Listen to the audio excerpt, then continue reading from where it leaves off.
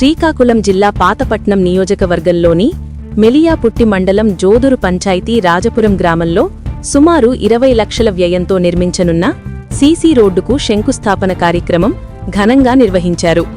ఈ కార్యక్రమం పాతపట్నం శాసనసభ్యులు మామిడి గోవిందరావు ఆదేశాల మేరకు జరిగింది. పీఏసీఎస్ అధ్యక్షులు సలానా మోహన్ రావు ఆధ్వర్యంలో భాస్కర్ గౌడ్ అధ్యక్షతన శంకుస్థాపన కార్యక్రమం జరిగింది. ఈ సందర్భంగా సలానా మోహన్ రావు మాట్లాడుతూ అభివృద్ధి సంక్షేమం అనేవే తెలుగుదేశం పార్టీ లక్ష్యమని పేర్కొన్నారు. ప్రజల భాగ్యభోగాల కోసం నిరంతరం కృషి చేస్తున్న నాయకుడు ఎమ్మెల్యే మామిడి గోవిందరావు అని కొనియాడారు.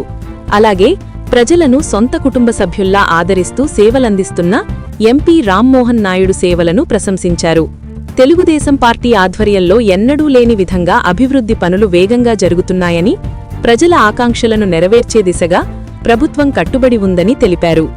రాబోయే స్థానిక సంస్థల ఎన్నికల్లో తెలుగుదేశం పార్టీ అభ్యర్థులను భారీ మెజారిటీతో గెలిపించి నాయకత్వానికి గిఫ్టుగా ఇవ్వాలని గ్రామ ప్రజలకు, పార్టీ శ్రేణులకు పిలుపునిచ్చారు.